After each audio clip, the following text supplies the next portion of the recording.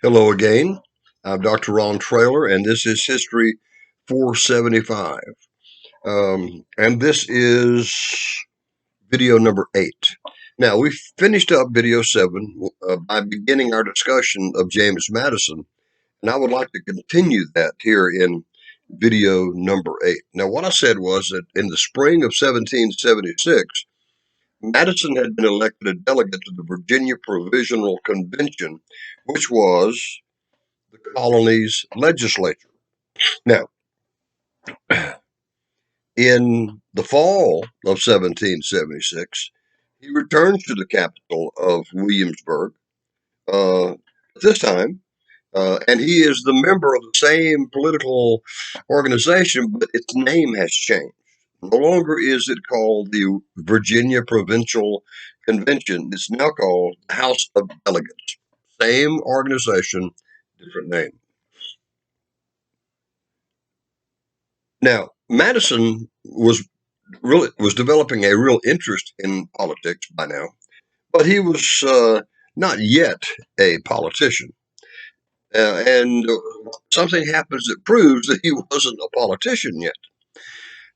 Elections in the 18th century, especially in Virginia, were not only political events, but they were great social events as well.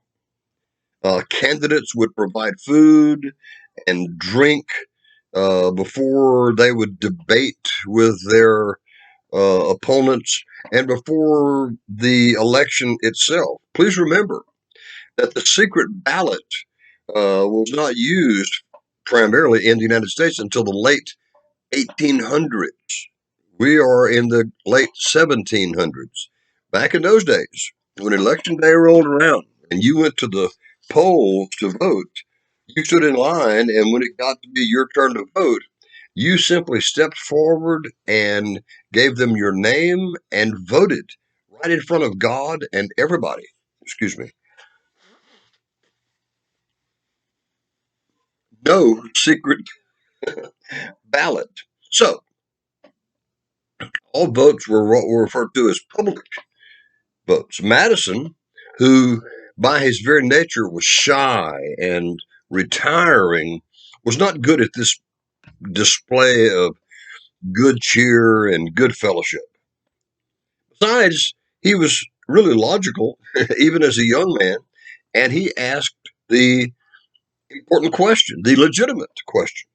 How did such behavior promote the moderation, temperance, frugality, and virtue of the state of Virginia, of the colony of Virginia? He refused to get involved. He probably also, now I don't know this for a fact, but since he was from a wealthy, prestigious, influential family, he probably thought that that kind of behavior was beneath him as well. So he didn't get involved. And what was the result? When he ran for re-election to the House of Delegates, he was defeated. And he was defeated by an opponent who was much less qualified than he, but who had been willing to get his hands dirty and get involved with the politicking and the food and the drink and all of that that was expected of political candidates at that time. And as a result, he was out of politics, or so it seemed, for the remainder of the year 1777 at least.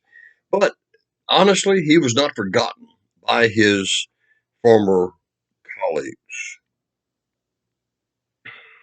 In November 1777, the House of Delegates elected him to fill a vacancy on the 8-member Council of State, which served as an advisory board to the governor. Now, in theory, it was an unimportant branch of government, but Madison single-handedly made it important. Rather than simply serving as a rubber stamp, giving approval to decisions that others had made, Madison did his homework.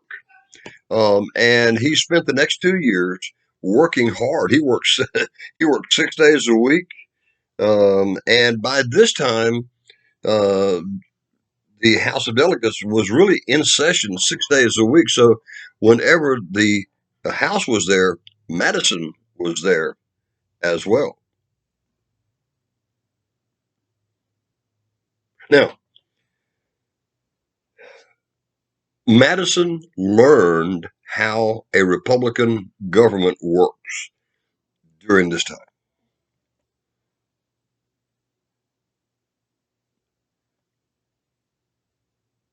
He served in that capacity until 1779, um, at which point he was elected to the Second Continental Congress. I'm sorry, the Articles of Confederation Congress. And he would not leave politics after that until he retired from the presidency 37 years later. Madison had no regular responsibilities that tied him to his home at Montpelier. He was single at the time. His father's wealth gave him financial security, and his father still managed the family property. And so, uh, Madison joins the Congress. Uh, he joins a Congress that is having serious problems, serious financial problems that were being caused by the Revolutionary War. Uh, the Articles of Confederation. Can I backtrack a little bit? I misspoke earlier and said that this was the Articles of Confederation Congress. It was not. The Articles of the Confederation had been created by the Second Continental Congress. They had been approved by the Second Continental Congress, but they were not in effect because, in order to go into effect, the Articles of Confederation required the approval of all 13 of the states, a fancy word that we call unanimity. And unanimity had not been achieved. And so when Madison joins the Congress, it is the Second Continental Congress that he joins. I beg your pardon for the mistake. He threw himself into the job with enthusiasm, and that should not surprise us by now. One of his first concerns was what was going to be done with the Western lands. His hard work drew notice. He was named to a committee whose purpose it was to consider how Congress could carry into execution the powers that were given it. Um, by this time, the articles were, in fact, had been approved. Finally, it took so long, but the articles created a week. You've had my uh, uh, survey courses, especially the 201, you know that one of the main problems with the Articles of Confederation was that they create a weak, decentralized government that had no power to coerce obedience or to collect taxes. That's what Madison is faced with now as a member of the Articles of Confederation Congress. Madison later said, the omissions arose from a mistaken confidence that the justice, the good faith, the honor, and the sound policy, unquote, of state governments would be enough to make the national delegates do their duty. But Madison very quickly understood. He came to the realization that the power that people would no. Let me stop here. Wouldn't it be nice if we did the right thing simply because it was the right thing to do? But I'm sorry, I'm cynical. I'm not convinced that is real human nature. Real human nature is selfish. We tend to do things that are best for us or for our circle, whether it's family or friends or party or whatever. Now, the and so operating on the honor system, which is what the Articles of Confederation expected, operating on the honor system was a bad bargain. It was not going to work. Um, Americans did, in fact, ratify the Articles of Confederation, but that does not mean that most Americans were ever satisfied with the Articles of Confederation. Um,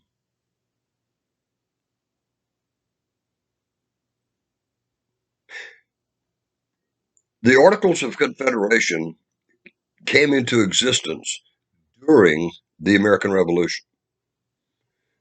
And one of the main shortcomings, in addition to the lack of the power to coerce obedience, one of the major problems was that the Articles of Congress had the power to create taxes, but they did not have the power to collect taxes.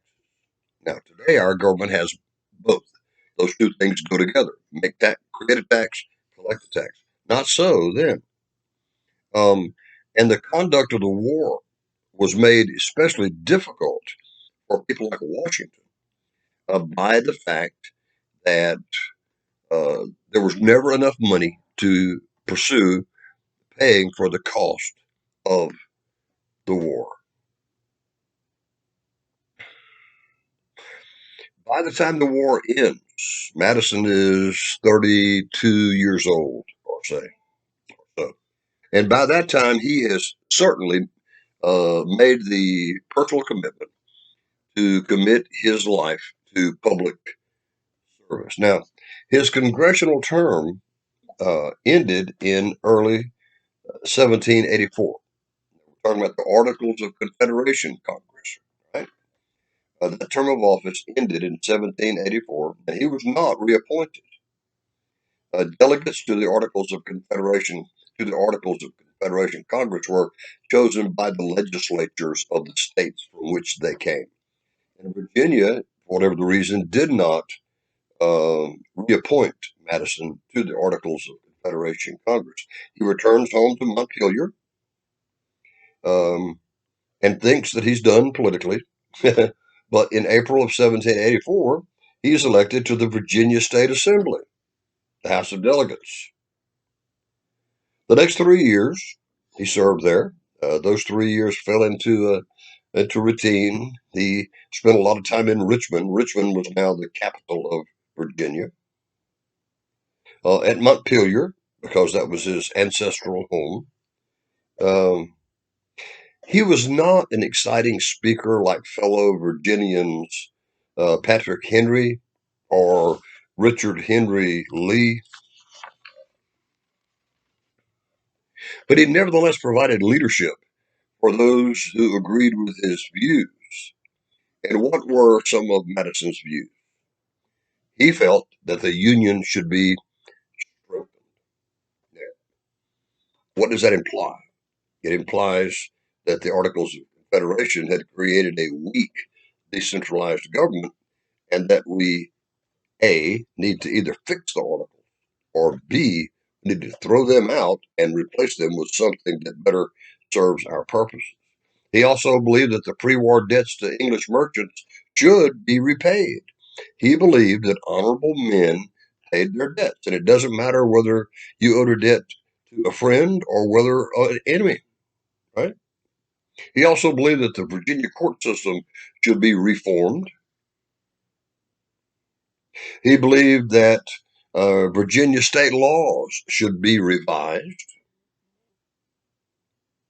And he believed that the establishment of a state sponsored church should be banned. Now, what do I mean by a state sponsored church? Well, there was already a good model for Madison and people who agreed with him, like Jefferson. There was already a good model of the state established church. Now, I'm not talking, when I say state, I'm not talking about a state in the modern sense, Virginia or Louisiana or California, not that kind of state. I'm talking about the government, all right, state. Um, the nation of England had an official state church, and it was called the Church of England. Um, in England, you were perfectly welcome to worship generally however you chose. You could be a Catholic or a Baptist or whatever. But the Church of England was the official state church. And the Church of England received benefits that the other churches didn't receive. For example, uh, the salaries of Church of England pastors, those salaries were paid for by the British government. The cost of the cathedrals and the churches were paid for, and their upkeep was paid for by the British government. The hymn books and the prayer books and the choir robes, it was all paid for by the British government because the Church of England was the state church. And it was supported by taxes that were paid by Englishmen. And it didn't matter whether you were a member of the Church of England or not. It didn't matter where you went to church. It didn't even matter if you didn't go to church. You were going to pay taxes, and a part of the taxes then would be dedicated to support of the Church of England. And Madison said, no, that's not. He said that the government should have no role in the creation of a church or the maintenance of a church. And it's in this last area, the idea of um, the disestablishment of the state church, where he had his greatest success. He wrote a paper. Now you don't have to remember this; it's so complicated. But as an example of how involved he was in the disestablishment of state churches, he wrote a paper entitled, let's see what it is, A Memorial and Remonstrance Against Religious Assessments. Um, he also wrote a paper entitled The Act for Establishing Religious Freedom. Uh, Madison didn't care what you believed, okay? But whatever that belief was should not be supported by uh, by the taxes of the people. Now,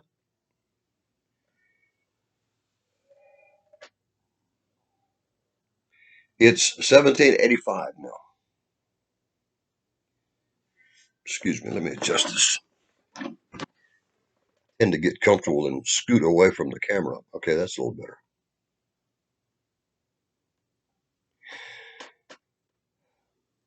As time passes, more and more Americans come to realize the weaknesses and the faults of the Articles.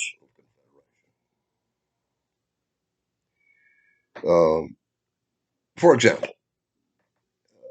the Articles uh, the Articles didn't give a lot of power to the national government. Most of the power remained in the hands of the individual states.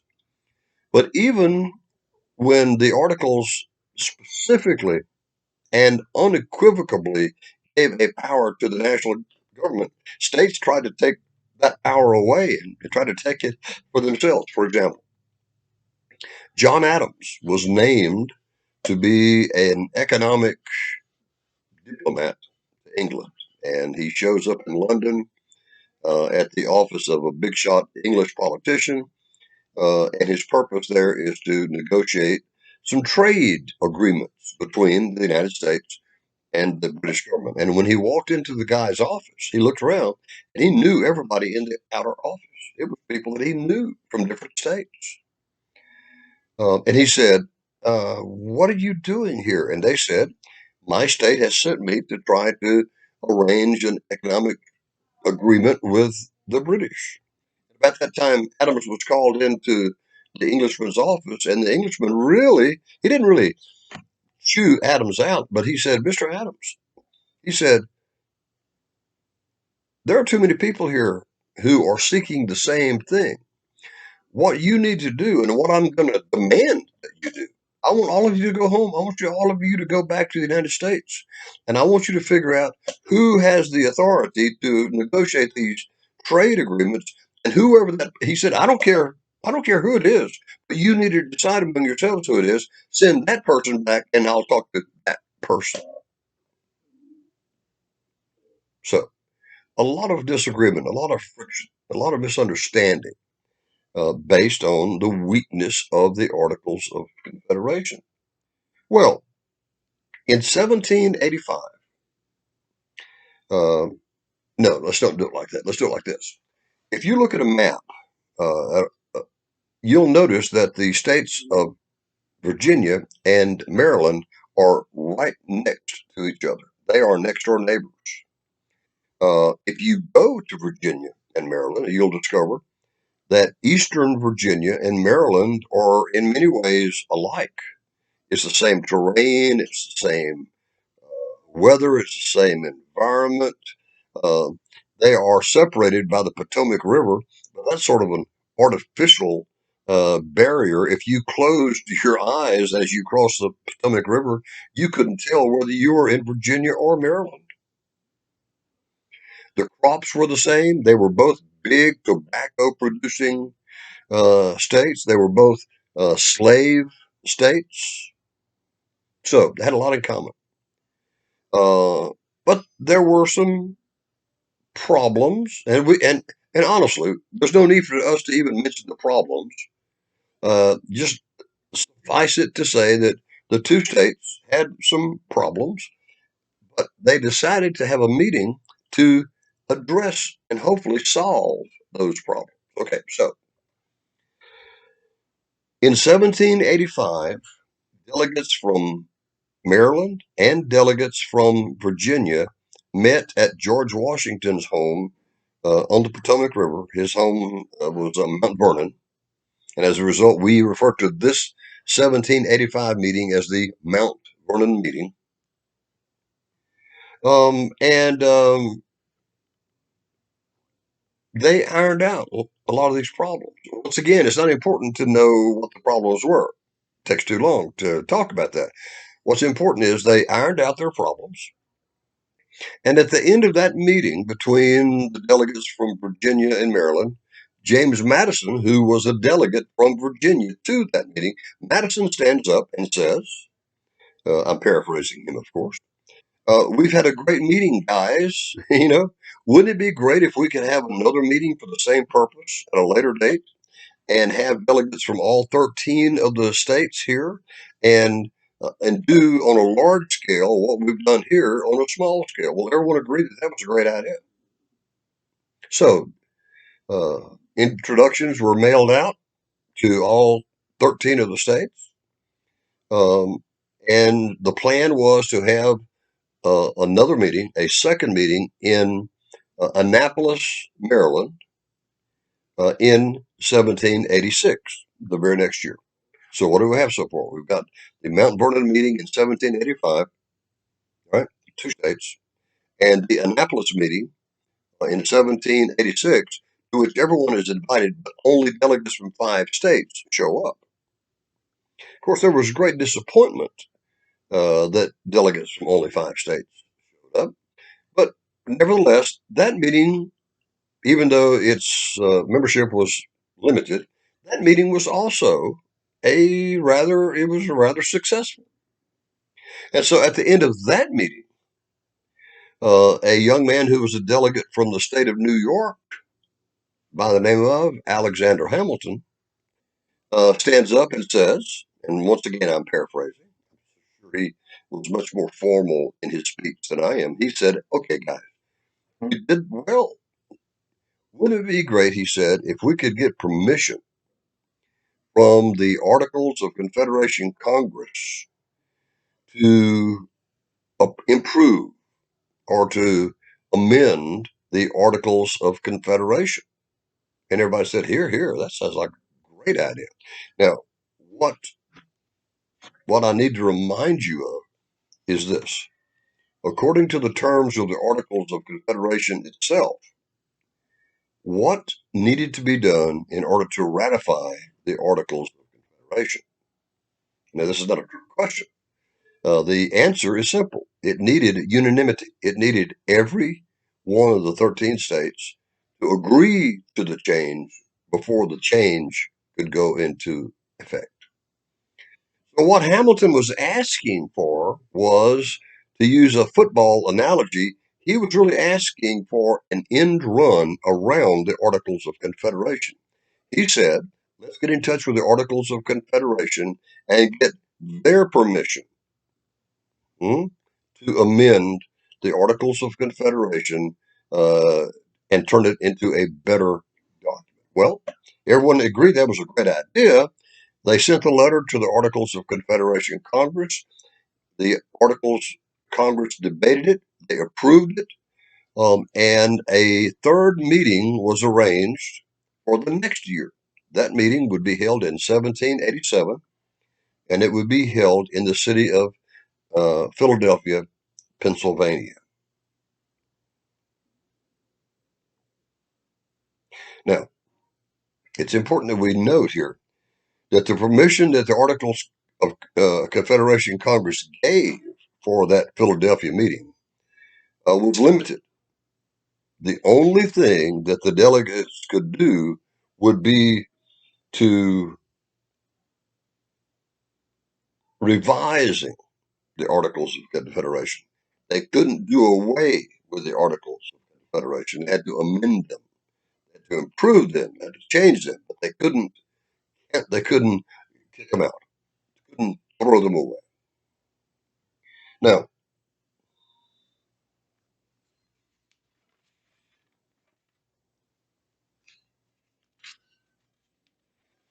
following year, in the spring of 1787, the delegates to the Philadelphia meeting met in Philadelphia. And of course, most of you, if not all of you, are way ahead of me by now because you know that this is the meeting that we still refer to as the Constitutional Convention.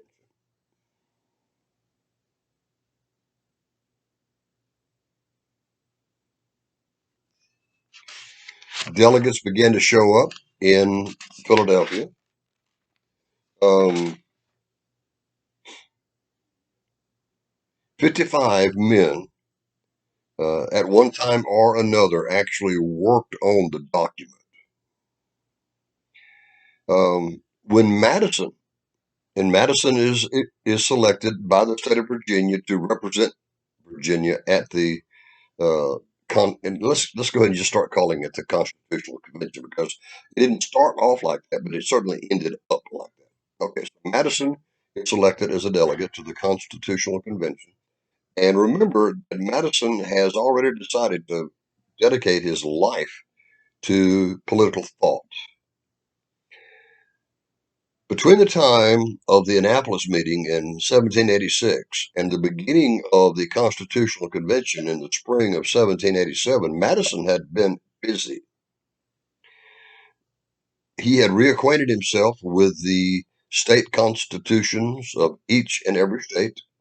You know, it's amazing. Many of my students are convinced that state constitutions came after the national constitution, but that's not true at all. Each of the 13 states had a constitution of its own before the national constitution was written and ratified. So Madison goes through those state conventions and he sort of cherry picks them. He picks out the things that he likes, he omits the things that he doesn't like. And so when Madison shows up in Philadelphia in the spring of 87, he has in his pocket what he thinks is a really good outline for a constitution.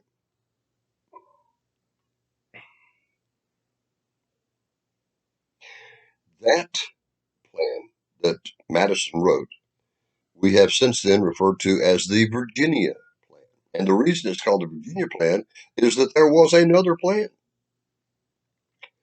A delegate from the state of New Jersey by the name of Patterson, James, I can't remember, Patterson, with one T, by the way.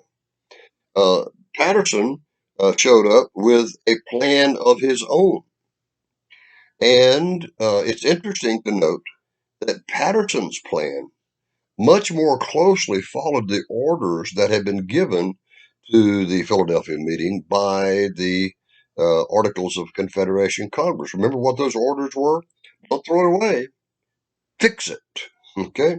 And so his plan would have maintained the old Articles of Confederation, but would have fixed them. Fundamentally, I suppose what I'm saying here is that the delegates to the Constitutional Convention had two clear options. One was to follow the original orders of the Articles of Confederation Congress and fix the weaknesses of the article. That's what the New Jersey plan offered by Patterson would have done. And then there was another option.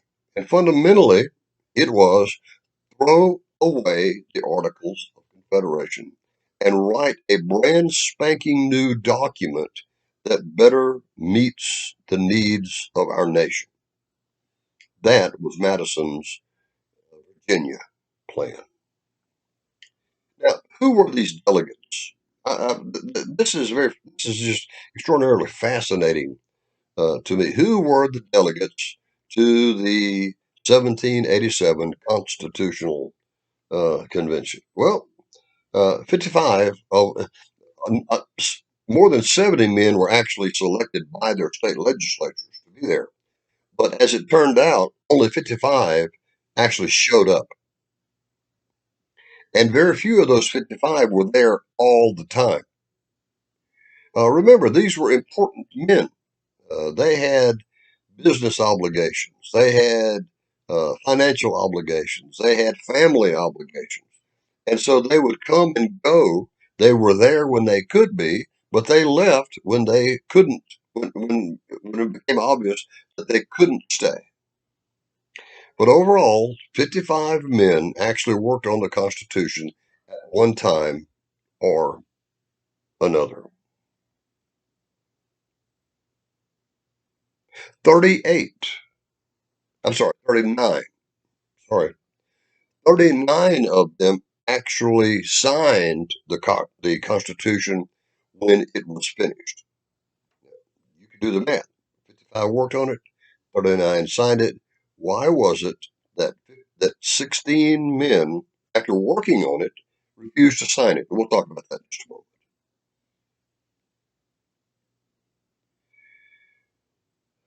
It was a meeting of the elites of American society. Only two of the 55 delegates who worked on it were actually small farmers. The rest of them were planters and merchants and lawyers and judges and bankers. These truly were the movers and the shakers, if you will, of American society in 1787. Many of them were, some of them were college graduates. I mean, Madison graduated from Princeton. But some of them had not finished college. Some of them had never gone to college. And yet, all of these, almost all of these 55 men were extraordinarily well educated, self educated in many, quite often. You know, my late father was, he didn't even finish the eighth grade. And my father realized that his lack of an education held him back in life, that he could have done better than he did had he at least got what was the standard for the day, which was finishing high school, right? And because he realized that he had shortchanged himself, because it had been his choice to drop out of school, for my father, his three boys, of whom I was the oldest, his three boys, it was very important for him that his three boys get what he considered to be an education. Now, my dad uh, had a lopsided view of how you received an education based on his experiences, uh, first through eighth grade. In his experience, you walked into the classroom, you sat down, you shut up, right? And you listened to the teacher teach, and you took tests, and that's how you got an education. Now, my mother was an avid reader. She loved to read. And I received the love of the written word from her. At a very young age, one of my first memories is sitting on the front porch of that little shotgun shack where we lived, reading a book. Now, my dad would come home from work late in the afternoon and he would see me sitting there reading. Now, see, he didn't make the connection between reading and learning. Learning was something you did in a classroom. So he would, now, my daddy was a profane man, so I'm going to clean this up, okay? He'd say, "Boy, what are you doing reading that book? Lay that book down and get in the house and do your homework." And of course, being an obedient son, and I was, I put the book down and I went in and I did my homework. But late that night, after the lights were all out, I was in my bed with the cover pulled up over my head with a flashlight. And what was I doing? I was reading. And I was reading because I realized that my father was wrong, that there were other ways you could learn. And one of the ways that you can learn is by reading independently. I tell my children, and by the way, they all have a real love for reading. But I remember telling my children that you can go anywhere in the world and you can experience just about anything between the covers of a book. Well, these 55 men, most of them were, whether they had gone to college or not, they were well educated because they had read history, they had read philosophy, they had read the law. They knew a lot about a lot, and it really didn't matter whether they had graduated from college or not. And of course, my advice to you, I had a student come into my office. This was years and years ago. He said, I said, "Oh, you're a graduating senior. Congratulations." And he said, "Oh, thank you so much." He said, "I am so happy that I'm a graduating senior." And I made the mistake of saying, "Well, why are you glad?" I was hoping that he would give me some noble reason. I want to get my degree so I can get out of here and go out and help humanity or something, right? No, no, that's not what he said at all. He said, "I'll be so glad to get out of here because I'll never have to read another book as long as I live." And I hope you don't have that attitude. Be a lifelong reader because as a lifelong reader, you will be a lifelong learner. Okay, enough of that sermon. Let me get down out of the pulpit. Many of these men were practical men. They had been tested in the fires of the American Revolution. But please remember, we lose track of how closely the creation of the Constitution followed the end of the American Revolution.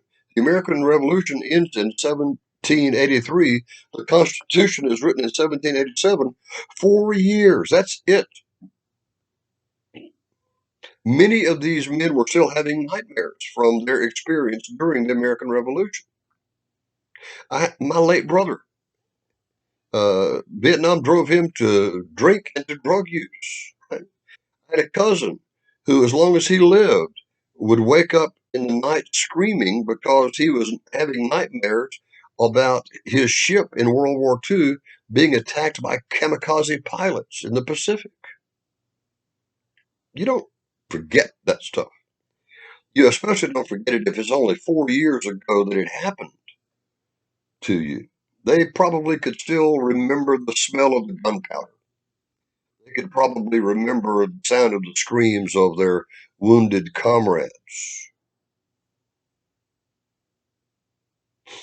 21, 21 of the 55 had fought in the American Revolution.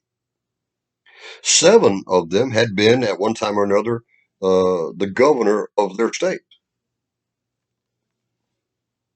Most of them had served in either the First Continental Congress or the Second Continental Congress or the Articles of Confederation Congress, and some of them had served in all three. 8 of them had actually signed the Declaration of Independence.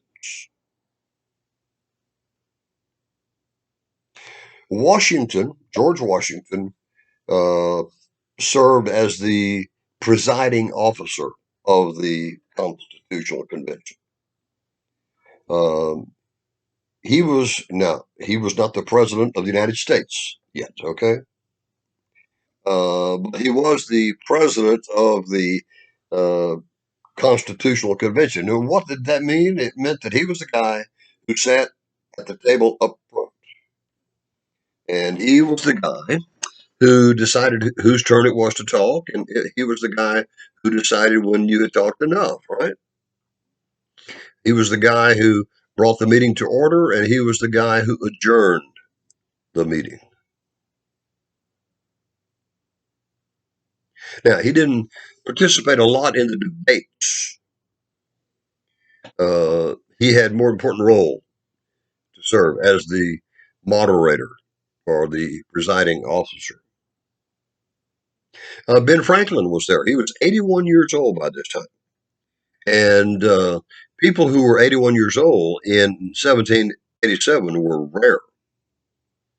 This was in an age when the average life expectancy was less than 50 years old. He was 81. And it was a good thing that Franklin was there because Franklin served an important purpose as well. Franklin, if you recall, was from Pennsylvania. No, by the way, Washington obviously was from Virginia. Franklin was from Pennsylvania. He was sort of a jack of all trades. He was an inventor. You all remember the story of the kite and the key, right? He was a publisher. He was a writer. He was an author. And so he did many things, and he did all of that stuff very well. In addition, he had a really good sense of humor. Franklin was able to do something that some of us have problems with. He was able to laugh at himself.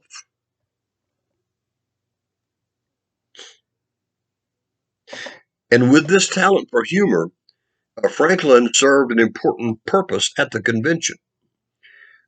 Sometimes when the debate got really heated, and sometimes it got heated and people were getting ready to have a fist fight, Franklin had that ability to sort of step in and with a humorous remark, he was able to defuse, right, the potential conflict. So, yes, Franklin served a really important purpose at that Constitutional Convention. Madison was there. He was still a young man, but pretty much everyone there acknowledged the fact that of the 55 men who were there, that Madison was the best political philosopher in the room. And that shouldn't surprise us because we know that from a very much younger age, he had chosen to make politics his life's work. Roger Sherman from Connecticut was there. Now, no one knew it at the time, but Roger Sherman had a really special talent also. Roger Sherman was a great compromiser. Now, there would be times at the Constitutional Convention when the sides were so far apart on particular issues that it seemed that the convention would disintegrate without any results, without a document coming out of it. Sherman had the talent to bring those two sides together and make them compromise. And a compromise, very, very simply, uh, is giving a little, right? Taking a little. You don't get all you want. You don't give all you can. But the result is that both sides get something of what they want. And they don't give up everything that they want. Sherman was a really great compromiser. Now, you'll notice I've not mentioned Thomas Jefferson and John Adams, and there's a real reason, a real good reason for that. They weren't there. There's a good reason for that. Jefferson was in Paris serving as the United States ambassador to France, and Adams was in London serving as the United States ambassador to England. So they were doing important work, but they were not at the Philadelphia meeting. Now, in addition, remember we said that sometimes it would take 2 months, sometimes 3 months for messages to get from Europe to the U.S. and maybe 2 or 3 months for messages to get back. Well, there was no way that those two could have kept up with what was happening in Philadelphia because by the time one letter came made the round trip circuit, the convention was over. So they had no chance to participate. Alexander Hamilton. Alexander Hamilton was an early delegate from New York to the convention. He certainly was. But remember what we said about Hamilton, and I hate to keep saying this, but Hamilton was just really hard to get along with.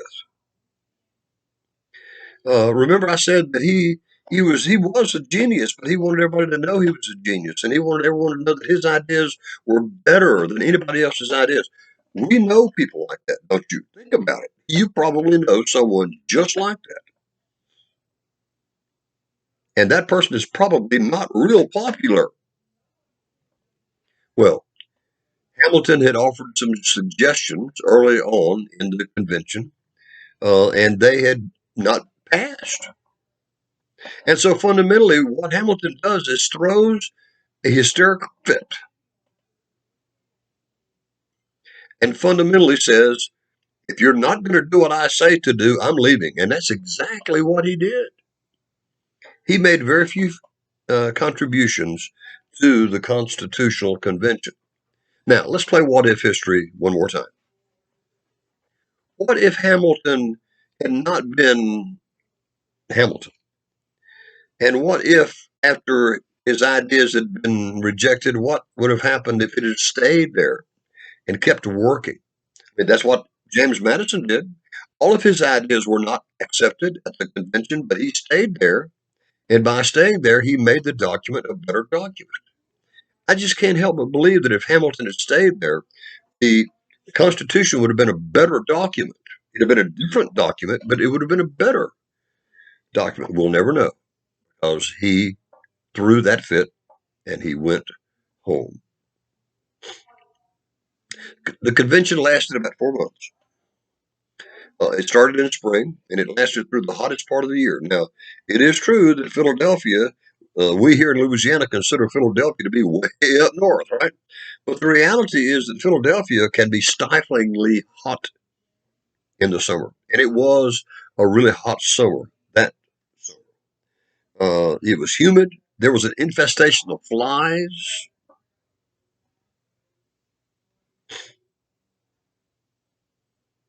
They worked 5 to 6 hours a day, 6 days a week. They took Sunday off for religious reasons. You know, we tend to work on Sunday these days. We don't think much about it, but they didn't like to do that.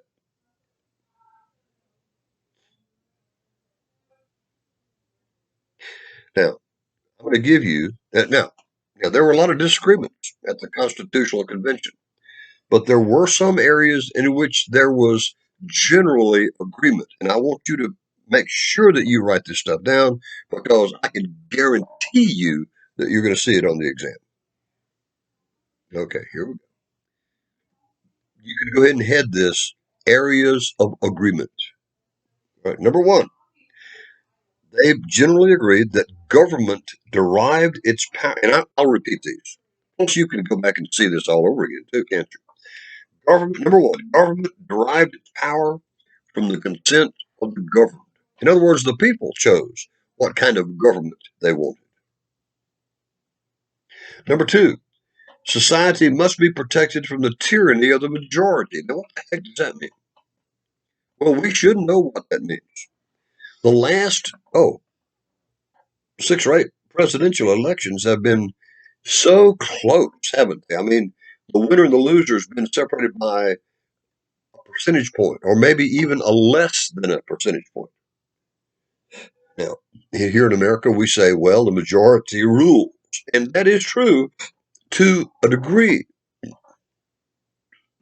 But what if you are on the losing side of a political campaign and it's a really close election?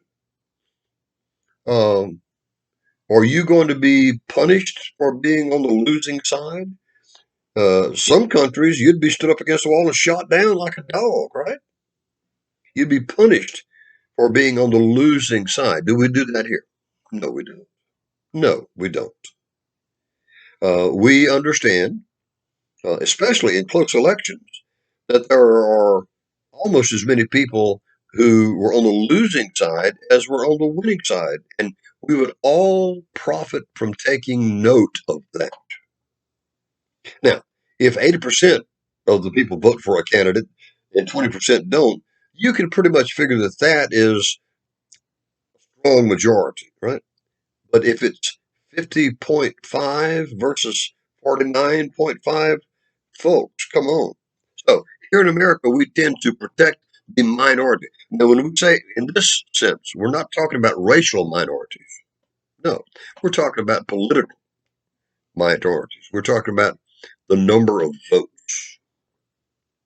Number three, people must have a voice in their government. And fundamentally, what that means is we need to give the people the right to vote. The people need to make this decision. This is not a monarchy where the king makes the decision, and it's not an oligarchy. That's a fancy word, where just a few people are in charge. But all of us, once we become eligible to vote, we all have the equal right to vote, and as a result, we have an equal voice in our government. Right? Number four, checks and balances must be provided to prevent domination of one group by any other group.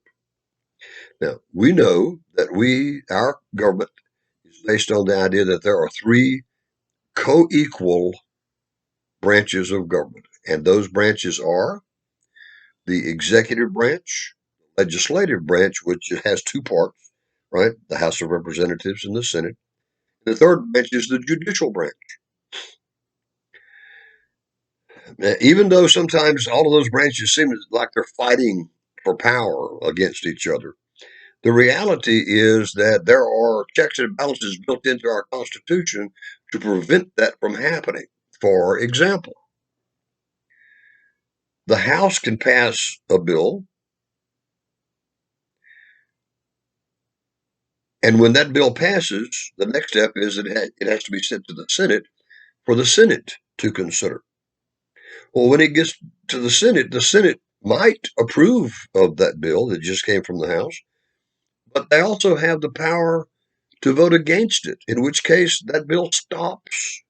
So the Senate has a check on the House, doesn't it? Now take it.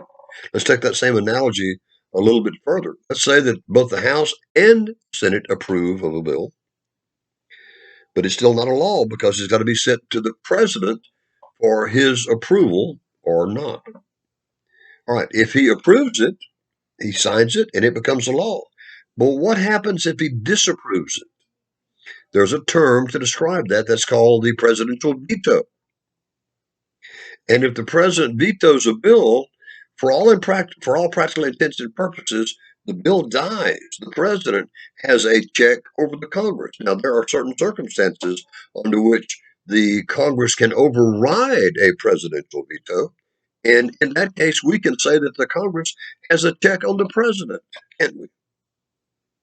So, all of this is designed to prevent, and of course, the Supreme Court can rule that any law is unconstitutional and must be done away with. So everybody has to check on everybody else.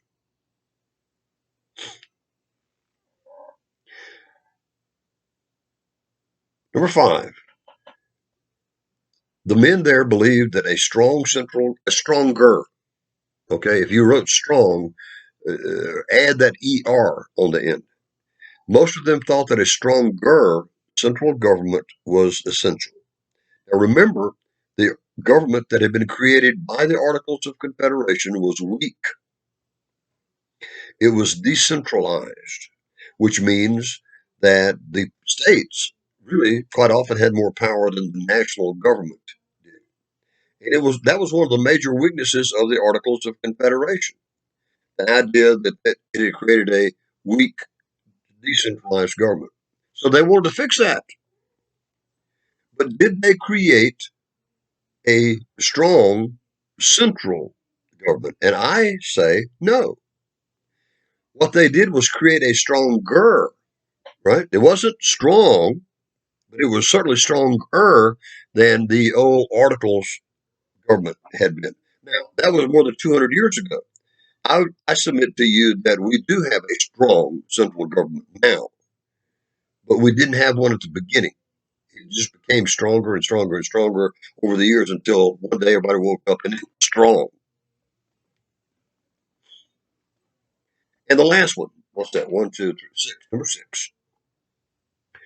This power is subject to abuse, then government cannot be trusted to do the right thing. And as a result, most of the men at the Constitutional Convention believed that the power to coerce obedience was also essential. And what do you do when you coerce? Well, you force someone to do something that they might not necessarily want to do. We're babysitting our one of our Madisonville grandsons tonight. And I remember and he is a strong-willed little boy. And I remember when he was a little boy, we told him to do something and he didn't do it. And we said, "You've got to be obedient." And he said, "I don't want to be obedient." Well, what did we have to do? We had to coerce him. We had to make him obey. Well, the government under the Constitution has the power to force obedience. We hope that people will voluntarily obey because they know it's the right thing to do. But if they insist on doing the wrong thing, our government now has the power to coerce obedience from its constituents. Okay, that's 57 minutes, and I don't want to start the next thought without and have to interrupt it. So we'll end this. And what was this? This was number 8. Okay, we're going to finish number 8 right now, and I will see you soon.